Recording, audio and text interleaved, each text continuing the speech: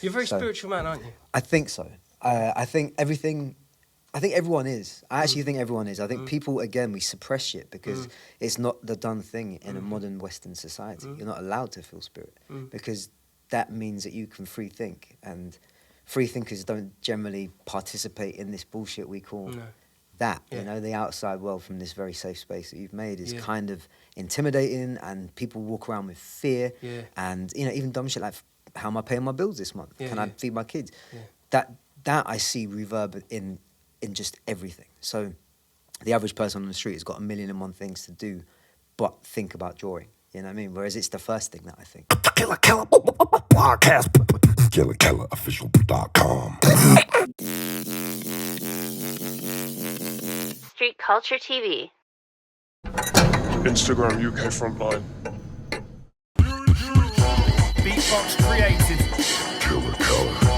And we're here to talk about world music and street culture.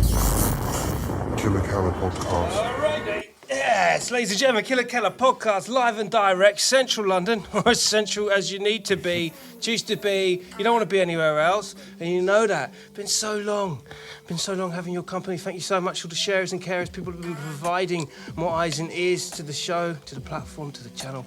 We respect and salute to you. Okay, people, our sponsors, the mighty GK Nifty Heads, have 10,000 play-to-earn GraffPunks NFTs to give away. Get ready as London's white trash goes blockchain digital with Bitcoin Cash tokens locked into them to claim. Get yourselves over to the website gkniftyheads.com and play to earn now. Inside the house today, we have a creative starburst, you understand? This is a starburst of the streets. Not only like a photographer, a capable tattooist, a designer, a stylist within the artistic sphere. You may be hanging around Brick Lane, Leach Street, and all the other places where we like to, locate ourselves. And you'll be seeing him everywhere in collaboration with loads of different people.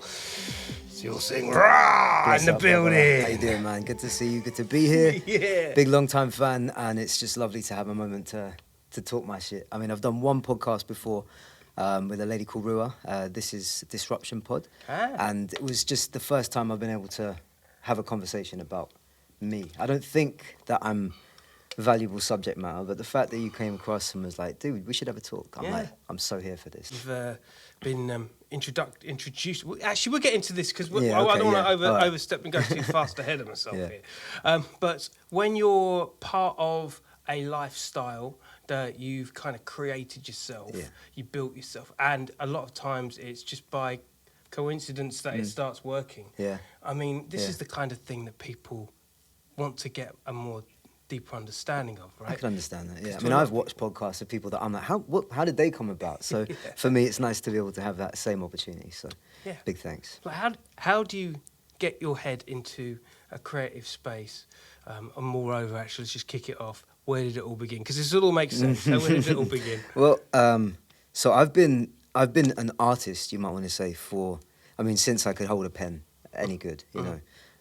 From like the early days of crayons and Crayola pencils and stuff. I used to damage all my mum's furniture back in the day, you know. So like that was the way that I came up. I was always the only person in my team, in my family that liked to create, liked to leave a little mark some places, and it kind of just came from there, with several hiatuses along the way. So I used to draw a lot, and I had a couple of family members that live vicariously across the world, like one in Kenya, who sadly no longer here. And rest in peace. Well, bless up. And he was one of those people that used to draw. Being in somewhere like Kenya, had like access to animals, so he used to draw a lot of animal portraits, and I was just fascinated seeing someone with a biro or a shitty HB pencil be able to do something so detailed, so realistic, so vibrant to me. So I was always amazed by the process. But the process is what fascinates me even to this day. Even when I watch other artists or when I'm doing something myself and I'm presented with like a naked wall, I love to engage in more time the struggle of it all and how it kind of comes to fruition. And it's not until the very end of the painting that I'm like, okay, this is starting to make some sense. But it all started from way back in the day. I just told you there for a second? Yeah, sure. Because I really need to get into that because you took my mind on an absolute tangent. No, incredible. Incredible, because I never thought of it like that before. Naked wall being present there and then. And unlike some artists in the contemporary world where they don't actually expose their processes. Graffiti, street art, the things you do on the street, they really leave you exposed. Especially nowadays compared to like how it was in the 80s and 90s, where you have these locations where people readily come and check out what people are doing. Man, it's like live, it's a little isn't bit it? more intense. That's a really rare. That's a rare thing that graffiti holds, isn't it? I think graffiti is one of those. It's the purest art form, in my opinion. The purest accessible art form. So you can go to the big galleries around here, and you can see stuff from the masters or stuff that transcends time. A lot of what we do is fleeting. So there's a massive difference already in the sense that we might put 110% into a piece that is gone tomorrow, or gets buffed by someone the next day, you know, or like a train that never runs, you know, shit like that. So there's always that transcendence of, this is about the moment for me. It's not necessarily about how long it's going to last, or if 1,000 people are going to notice it and buy my shit. I don't know. I don't really care. Because you put that emphasis on it, it doesn't come through. You're like, well, fuck my life. You know what I mean? But if I just take it as it comes and enjoy my moment, as I say, it's therapy for me, man. It's my opportunity to just be present. We live in such a fucking strenuously quick world. Everything's got to be now. So if I slow down time by just being there, me having a conversation with that space, then I'm like, this feels grounding. You know what I mean? So, yeah. Podcast, Get in there, man. Sorry. So as you were, continue as you were. Yeah. So I went through the ranks of like doing shitty jobs, and in the meantime, I used to like tag in. I used to write a various like number of things back in the day, and I never really was any good. But I liked the idea of just getting up the damage side. I never do dubs, never do pieces. I used a little scratchy, bomber, or bombers, all that kind of nasty stuff, you know, etch, all that. And then it kind of took a hiatus as I went off and pursued other interests. I was into cars for a long time, and I've been sort of dipping a toe into hip hop and grime and all that kind of stuff. So I've had multiple rebirths. You know, this is the place where now I feel like I'm finally where I should have been the whole fucking time. But it was all like a big fat journey that led me to this place, and the people that I know now and all the kind of stuff, they're all still part of the various scenes that I've inhibited in the past. You know, so like it's kind of just come around. Again. So it's all become like this magnet that everything's come together. I mean, I used to do certain random projects for people like portraits and shit. I've always liked to do that, but work took over. You know, I became the wage slave, and I know this is something that most people do. So I am not shitting on nobody. Oh no, like big that. shout out like to for real. Everybody that working has something that they hold down to maintain and hold their funds, like 100%. fucking, that's what I'm doing now. I'm just doing it in a much more stressful way. Well, I will say this much as well, because responsibilities aside, when you're an art, like the truest, in my humblest opinion, the truest artists are always ones that are on the back foot, the ones that don't have the safety harness, the ones that are living on that financial edge. And I know you don't have to be an artist to be living on the edge at the moment. I totally appreciate that. Yeah. But actually, in essence, that's when you need to start getting creative. As soon as your back's against the wall, it's like, well, how do we get creative? It doesn't matter even. It doesn't have to be any particular cultural art. No, not at all. I mean, hustle culture kind of, it's so relevant now. I mean, I know people that have 4 jobs and they're still looking for ways to maintain and get some extra cash or whatever. Because life is, as you say, life is tough. So if you find that thing that makes you fizz inside and gives you a little bit of energy to continue and to focus and to even just get some downtime, whether it be DJing or whether it be whatever it is. I mean, I always say to people, I encourage people to draw. Even if it's just for themselves, that something 100%. Don't get posted or never get seen by the world. That is your way of just expressing something. It could be anything. I think letters and that whole scene is such an easy way, because everybody knows, everyone's familiar with lettering, you know, in some respect. All of this stuff, everything's got a font style or some kind of graphic element. So if you can find a way into that, like the anarchy sign, or literally, there's so much stuff that we pass on a daily. How much advertising do you see on the way up here? Totally. You know, and you're constantly bombarded by stuff. You know, like being able to take something that's so obvious and so seen and make your own version of that is fucking cool, I think. And I've always been a big fan of people with crazy hand styles or shit that's like, that's a really nice A. I tell you what, man, I saw a regret tag on the tube. Yeah. Regret, man. When you see that, with Bro. But like just smooth operator. You know what I mean? Like The best ones always make it look so easy. they you know? make it look so They easy. really do. And you study. Here's the thing, like you're saying, if you've got that flair or interest to doing that, you really do study it. Like you look at okay, well, what side is the chisel pointing? Brushes and even the way that the caps might do different things. I was late to that game, so I like to continue that little like the life plan. Say I had a job and I had multiple other jobs that fed into that. So I used to work in telemarketing.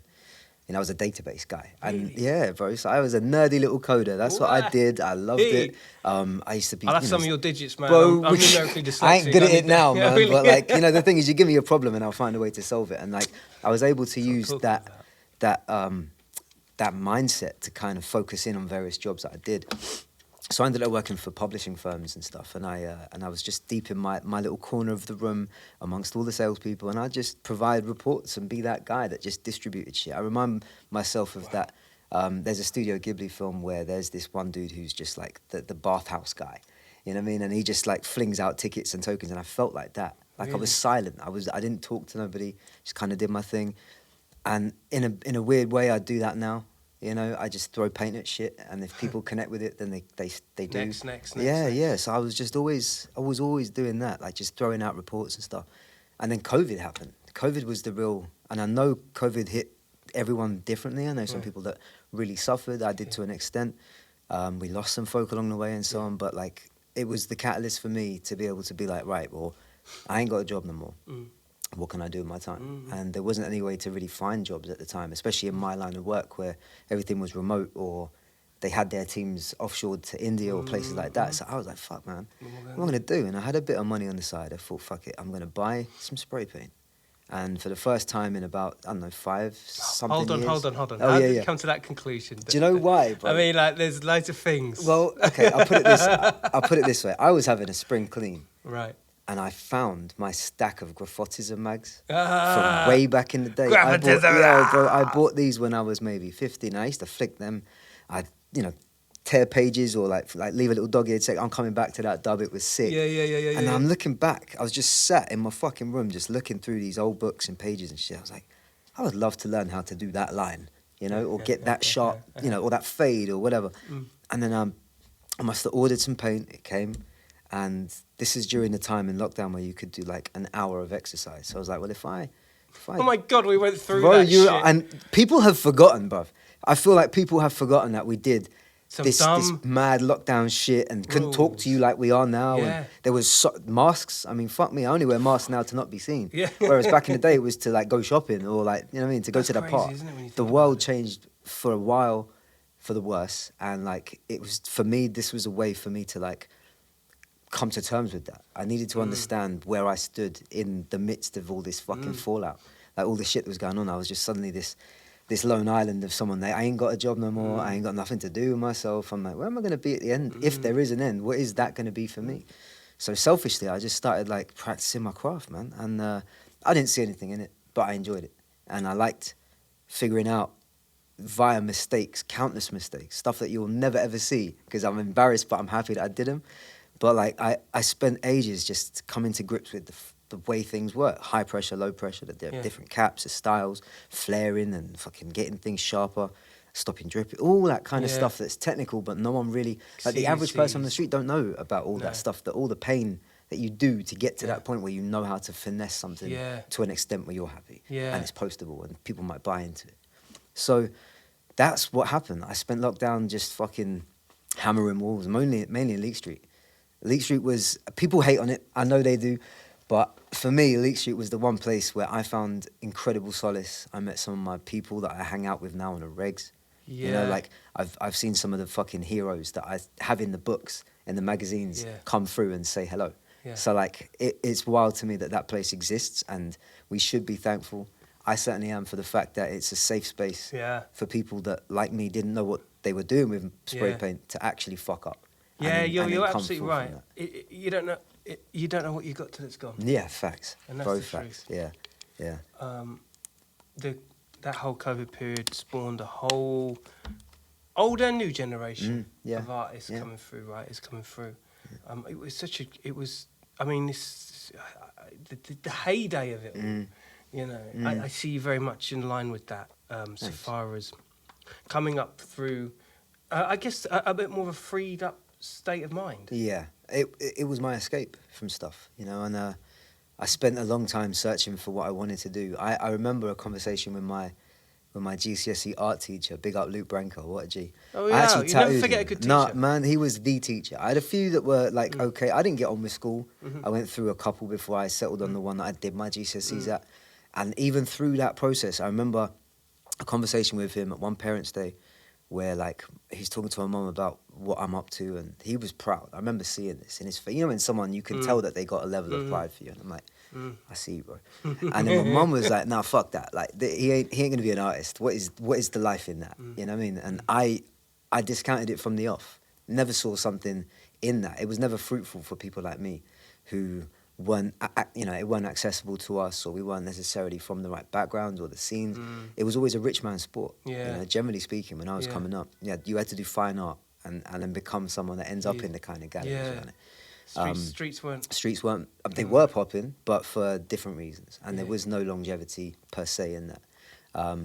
So I just went off and did my thing, and that's what I say. I ended up doing databases after all this other crap that I did, and I always kept a toe in the subcultures that I found impressive or important to me. So, as I said, I used to be a bit of a boy racer back in the day. I had big body kits, sound systems, all of that stuff. I went through all of that shit. Lots of money wasted, but I had a good fucking time. And then, you know, I went through all sorts of stuff. I was quite naughty for the majority of my come up. Some say that never changed. And now I find myself in a position where, like, the streets are my gallery. They're my social environment. They're my anxiety release. They're my fucking de-stress place. It's Yeah, because there's a for all the right and wrongs you've done in the past, all the money you spent, all the crazy highs and lows, and things where maybe you could have validated being a bit more creative in your life. Yeah. I think when you suddenly find it, and I guess going back to your teacher, a lot of teachers at school, not all of them, but they only see one lane. Yeah. They don't see the other things. Yeah. And I think good artistry is one that not only breaks through mentally themselves, but breaks through in a different kind of way that sends a big question mark up to the world. Yeah. Here I am, raw as I can be. Yeah. I think teaching, I mean, I teach now. This is another thing. It's weird because I never would have found myself doing this. And I now go to schools and do workshops with kids where I give them the energy that I got given late in life to be like, you know, you don't have to follow the programming that the teachers might encourage you to believe. You can kind of, if you feel like you're creative innately in and of yourself, fuck the world. If you feel that way, removing yourself from it it's destroying your soul. You won't realize till later. No. I suppressed that shit because it wasn't seen as the thing to do in my culture, in my background, in my stance, in my circles. Yeah. You know how people might come up to me, oh, you do a bit of spray painting? Oh yeah, that's a nice hobby. And I'm like, it doesn't have to be. No. You know what I mean? I've talked to kids who start the session with no interest in drawing. And by the end, they're asking me the most questions because they're like, they want to go home and do more. And I'm living for them, you know, the people that didn't have the leg up or the safety of an environment that allowed them to create. Yeah. It's not that accessible. People think it is, but yes, you can buy crayons and stuff. But I mean, to be fair, we came through when social media didn't exist. No, I mean, so like where I came from a family where cable TV was just a myth. There was no chance. We couldn't afford that. Do you know what I mean? True stories. Certain times, like, brother, I have to go enjoy your 4 channels. Do you know what I mean? Do you know what I mean? If that, like, fuck me, if the signal was out, you ain't getting shit. And then we had modems that sounded like, I don't know, like robots banging. If you picked up the phone and shit. Like, the world was very different to what it is now. And so, like, when I couldn't access, like, a Sega Mega Drive or shit like that, I'd just draw because it was free. My parents could get me just any old shitty crayons and stuff, and I'd just sit there for hours on end just copying stuff. Pokemon was big when I was a kid, so I used to draw lots of Pokemon. That's huge, stuff like that, you know. So that's where I cut my teeth, and I feel like the discipline never left, but I had to kind of just put it on hold. And then when lockdown came along, I was like, well, fuck it, now I can indulge a bit, you know what I mean? And I ain't never looking back, man. No, and you said Sega Mega Drive there. You know, you also echoed the sentiment of like this whole kind of building shit with cars, max power. Yeah, all that. Yes, right, that's right. There are some magazines in the back there, and you were looking at an animation book. Yeah. I mean, you can draw inspirations from fucking anything, can't you? Anything. I mean, Just the journey down here. have you ever done animation? I've done some stop animation years ago. Oh yeah, that's sick. It takes That's its a bit of time. fun. Oh Yeah, man, cool. yeah. But there's a satisfying element to creating each slide, Yeah. and it does. It's a time destroyer. But boy, it's when Yeah. you finally get the slides in place and you edit them up, you're like, that was cool. Yeah. So I actually need to do it more. That book I just happened to pick up. I'm like, that's the one I need to pick up more. You're a very So, spiritual man, aren't you? I think so. I think everything. I think everyone is. I actually think everyone is. I think people, again, we suppress shit because it's not the done thing in a modern Western society. You're not allowed to feel spirit because that means that you can free think, and free thinkers don't generally participate in this bullshit we call that. Yeah. You know, the outside world from this very safe space that you've made is Yeah. kind of intimidating, and people walk around with fear, Yeah. and you know, even dumb shit like, how am I paying my bills this month? Yeah, Can I yeah. feed my kids? Yeah. That I see reverb in just everything. So the average person on the street has got a million and one things to do but think about drawing. You know what I mean? Whereas it's the first thing that I think. Yeah. And I'm like, that is my happiness. That is my way of enjoying the world that we live in. My families both come from colonial backgrounds. So we got bought out by the British and we had to gain our independence back. You know? And I'm doing that now. I really feel like I'm gaining my independence slowly, like daily. Even this, coming to something like this and being able to speak to God, people like that's yourself. fucking sick. It's mad. Like Yeah. I'm able to indulge in shit that I honestly didn't think I'd have an opportunity to do so. Yeah. It's a pinch me moment every day. Yeah. Legit. No, I appreciate you Yeah. getting me on, man, because Thank it you, brother. means No, it means a lot to likewise. be You know I'm in a places fan. like that. No, I appreciate you. But you know, sticking with the fear outside, there's two lanes that run parallel. We've already established the first one, which is get creative. You know, not Yeah. just necessarily in a draw a picture kind of way, Yeah, but in anything that Yeah. you feel like you can contribute to. But also, which is one of the key, you know, weapons they use to create friction, is let's try and build back the community spirit that they often try and break apart. Because if you're able to weaponize other people, in a cooperative way. So, okay, look, you do that for me, I'll do that for you. That shit is like the best thing No ever. money needs to exist. No Do you know money what I mean? needs We to can exist. trade services. It's the I've best been- fucking shit. I'm a huge fan of that. Yeah. Some of my favorite deals have included no cash. I mean, like it might be like, okay, well, you know, you can do this, I can do this. Let's fucking work. you know? Yeah. So, being in this environment, actually, that's the best way to use social media. Yes. I feel being able to encourage people to indulge in your practice, and you can do that with them. I feel like that reciprocal like symbiosis there is fucking sick, and it's Sick. something that if you do it properly, social media is not as toxic. Yes, You know, 100%. there is that obviously. The algorithm is built to fuck with your brain, Totally. sell you shit. But if you can find your happy little thread in that, whether it be that, I mean, my algorithm sends me just more graph every day because that's all I tend to engage in over there. But yeah, man, everyone's different. Everyone's got their own vice. Everyone's got their own thing. And as I say, in a world that encourages you to almost become a drone and a worker bee, I figure like those little shining sparks are people that, and not everyone wants to do it, but the ones that do take that leap, and it is into the unknown. You know, even as you said earlier, like the idea of hitting a wall fresh and naked and not knowing what the fuck you're gonna Yeah, do. what the fuck you gonna do? There's a real catharsis in that. There's a real like an entrepreneur spirit, exploration. Yes. You don't know what the fuck is going on in here until you put it out. You know? Let So- alone if you're doing a trackside or well, a train or facts. You ain't got something. time to Jesus think or react. Christ. You know what I mean? And there's a lot more risk inherently in stuff like that. So yeah, shout out the track traders because Yeah, for real. it's pretty real out there, man. Going back to spirituality and this, the algorithm certainly playing a role in our perceptions. But with spirituality, I have to bring up the whole quantum thing. If you know too much about it, A little it's bit. just fucking crazy, man. Like the idea of these machines that are now able to break through so many barriers that perhaps we would never have ever Yeah. considered. Yeah. And the idea that on reflection, you're looking at like quantum within us. Mm-hmm. So the things that we send up into the universe, what we're thinking about, you know, you get that quantum interference, and then you all of a sudden you're encouraging and bringing in those things. Sorry, I just wanted to get into that because I love from a this. spiritual I love point of this. view, it's like I mean, look, it's law of average. It's all well, these. I think synchronicities. spirituality is a funny one because, like, my family's traditionally Buddhist, and Buddhism's such a strange. I mean, I could talk for hours about that alone. It's one of those religions where people think it's organized, and it's not. It's a personal thing.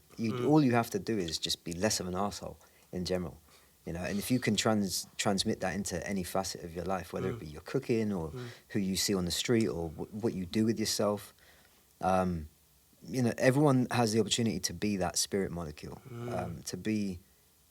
to have some innate prowess and proudness, you know. But it don't have to be arrogant. And I think with certain overt cultures, I mean, we live in a Christian society, and don't get me twisted, like, I've read all the religious books. I think as someone who is kind of traversing that landscape of who the fuck am I and what do I mean, it's important for me to do my background checks, you know, and so I've spent a long time just ingesting data. As I say, I'm a database guy, so I love to chomp on that information, see what comes out, see how I process it.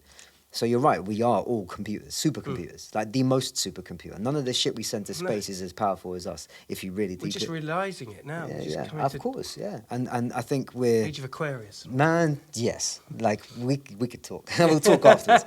But I feel like there's so much that we have to push to the side to allow us to just function in a society that you can be otherized so quickly. Yeah. You know, people get ousted for shit all the time. Like, just if they're a bit too quirky or if they're sitting on the periphery of normalities or whatever. Define normal for a start. I mean, but if you sit on that like we do, as a musician or as an artist or whatever it might be, you are always on that slightly left field. I mean, we're not lawyers or fucking doctors where it's just like people are just automatically proud of you just because of that. Yes. If I say I'm an artist, people are like, oh, really? Like, you live off that? I'm like, barely, but I'm doing it. You know what I mean? I'm okay. I'm surviving, and I'm fucking thriving in and of myself because I know that this is what makes me happy. Yeah. And I think in a world that always makes you feel like that, any level of happiness you can gain back that's your freedom. Yes. That is your way out. You know what I mean? So... yeah, it's so true. It's so true. Just trying to, I think everyone's got it, but we get told not to. Yeah. You know, pay your bills, shut up. Yeah. Have your kids, do that stuff, pay into the system. But that rhetoric is under pressure at the moment. I think so, and I think people, even having a platform like this. I mean, I've watched practically all of your output now, just to kind of understand more about my. And I call them my colleagues, you know, people that are out there painting right now that we're going to see later, shit like that. These are the people that I share a workspace with. Yeah. They're on the office floor with me. You know what I mean? It's a different environment, but it's the same type of energy. Wow. And so if I can rub shoulders with them, share some ideas and some thoughts, then by sheer osmosis, I'm learning more about my own craft. Osmosis, see? Good fucking word. Osmosis, bro. Look that shit up. So you can get words on podcasts. We get the words. Only the words. I'm a massive nerd, man. You'll get to know. Where are you originally from? Where's your home? So my mum is Kenyan and my dad is Sri Lankan. And there's a whole load of mudblood in between and all that. But so we've got Christian elements, we've got Hindu elements, we've got Buddhist elements. And I say, like, everything that makes up who Ra is, I've kind of taken away, and in various instances across my life, I've deconstructed each piece just to see what that means. What is Buddhism? What is Hinduism? What is this? So when you see me... the Sri Lankan crew as well. I mean, we've got pretty good food, do you know what I mean? Yeah, so, my boy Mo in the gym, he always sends me up some food. Well. I see. Now, I finally went there in 2018 as a family trip. And it was one of those things where I'd never... in adulthood, never been, so I had no understanding of what it was as a place. And when I don't know if you've ever done something like this, but if you go back to a place where you've heard so much about, or you've read about it in books, or you've seen it on telly, or your folks might talk about it, whatever it might be, and then you finally immerse yourself in that, and you're like, fuck, this is actually, like, I feel grounded. Well, the fault lines of your existence, all of that stuff suddenly just kind of melded together, and I'm like, right, I understand incredible, bro. Like, if you ever, it doesn't even have to be going abroad. It could just be like, I've heard a lot about Scotland. Yeah. You go there, you tick that box. You're like, actually, this is vibes. For whatever reason, you might just connect with something that you've heard about a lot. And it's like that Chinese water torch. You get drip fed stuff, and the more you pick up, the more you understand, the more you kind of want to hunt it out. It's the same thing with me. I mean, I geek out on fucking like even videos like yours or stuff about old school graffiti shows and shit. I watch all these old films and junk, a lot of kung fu, and I'm just there like vicariously picking up information about culture and how people think, what makes them happy, what makes them unhappy. You know, sometimes that's the most important thing. We were talking about being vulnerable and being out and being present in spaces. And I've been saying recently that some of my most valuable conversations are with people that don't like my work or my output. Wow. Because that's how I figure out what makes them tick, which if I don't see it, if someone's not willing to vocalize that that concern, maybe. I mean, I'm not being rude. I paint gigantic women with birds' heads a lot. Yeah. That freaks a lot of people out. Yeah, and that's I some didn't freaky really shit, yeah. realize it. What, but because there's that satanic side to it. yeah, I've had that conversation with people that like, is it not just a demon? And I'm like, I mean, it can be. That's the beauty of art. It can be. You know what I mean? Some people don't like the color schemes out there. Likewise, I don't like certain colors. So if I don't like greens Interesting. and reds, so I never put them in my work. Rarely anyway, unless it's like a Wow. Tribe Called Quest thing. Big up car. Yeah. So like there's a lot of stuff that I try to emulate because it's almost a regurgitation of shit that I've experienced and enjoyed. Wow. But like everyone's different, you know, and that's why like when I've painted with Zonk, you mentioned Zonk earlier, shout him out too. Yeah, big I'm up like, Zonk, he's another he's a spiritualist. fucking Top end. like when I tell you, Bad man. it's pinch me moments when people like yourself, him, shout me and be like, yo, can we work together? Yeah. Like, can we do something? I'm like, bro, of course we fucking He's a can. Like, legend. yeah, man. I He's a mean, legend. I'm privileged to know so many people in my circle. I mean, I could drop names for 2 hours, you know what I mean, and I wouldn't even be done, of people that I get to connect with on a daily basis. And again, that's another good side of social media is that people are at your disposal, at your fingertips, if you wanted to reach out. I think I've had this conversation before where people finally meet me and they're like, I thought you were going to be a lot different. And I don't know what energy I'm putting out. Do you know what I mean? I feel like people might get weirded out by seeing the work and not knowing what the fuck it means. I think that goes with every art. Absolutely. Yeah. Absolutely it does. And I think I'm so disposable to the conversation. I love the idea of talking about stuff. Not like, this still intimidates me, I can't front, because it's like, I'm almost formalizing my thought process and trying not to stumble, you know what I mean? And you're well versed in this, so I'm trying to keep up, but you're vibing, so I appreciate it. But having those conversations where I get to explain why. Yeah. The why is the big thing. It's not the what, the where, it's the why. And I think people should talk about that more. Yeah, for sure. Dali and people like that, where they made themselves, their presence so in front of the camera. Yeah. Yeah. And There's a spirit there. Yeah, there is. Sometimes the act of the art relates to the character of the artist. Yeah. Really closely. Yeah. You know. I get And then that. there's other ones where it really isn't so much the case, that you have this massive curiosity behind how does someone draw to that conclusion? Like you say, it's the why. Yeah. The mystique of the art is, it doesn't matter if you vocalize it, I still feel like there's a mystique to how someone gets themselves to this position. Sure. Do you know what I mean? Yeah, of course. But the whys and how you think about it is Yeah. just crazy. Yeah. Tenaciousness, I think it is. I think so. That's a great word. I feel like being able to keep biting at something, knowing that it might send you in multiple dimensions. You know, you don't know where the fuck you might. I've pulled threads. Yeah. And part of the reason why, I mean, I could show you early versions of that bird-headed thing. I call her Cleo. I don't call her Cleo. My friend actually named her. Shout out Moist. His name is Oh, something Moist. else, but he writes Moist, so shout him Yeah, out. big up Moist. But he's the one that named her, and it fitted because I've always been super fascinated with like the supernatural, the esoteric, Egyptian culture. That's what I get from fair. that. That's what I get Yeah, from a it. lot of people have made that connection for without sure. me saying. So that means sure. it's working. Yes. So I appreciate that. But I like the idea of creating a question or a conversation piece, whether that be through the graph side or if it's specifically just a piece that I do with her as the mainstay. I work with Beat Fox a lot. Yes, Ultimate And Beat Fox. yeah, man, shout out, that's the guy. It was actually him that suggested that we do this calligraphy Cleo mashup one day, and it was super random. It was just down in Pirate Studios over in West London, and they had these big arches underneath the train bridge there, and they were kind of dog-eared and shit, and like they'd just been buffed. So we thought, fuck it, why don't we just try something big, stupid, bold, random colours, pulled out the bag, see what there is, and we're now on our 45th. So we've done a huge series, and I personally feel like those are my most 45th, bro. We ain't fucking around. We've been to Lisbon recently, so we've got a few pieces out there now. So we're trying to leave these little tokens of just our minds, and as we were talking about off camera, I never go prepared, and he's the same. So I've found my moving buddy, if you will, someone that we think the same in the sense that we might just pack a bag and not talk about it, and we'll meet up at the spot and be like, right, I've got greys, and he's like, I've got fucking pink, and we'll just see if that's workable and just see how, and just go for it. No idea. We never plan. We never design nothing. You guys make it look so right. I appreciate that, bruv. It means a lot because they're my most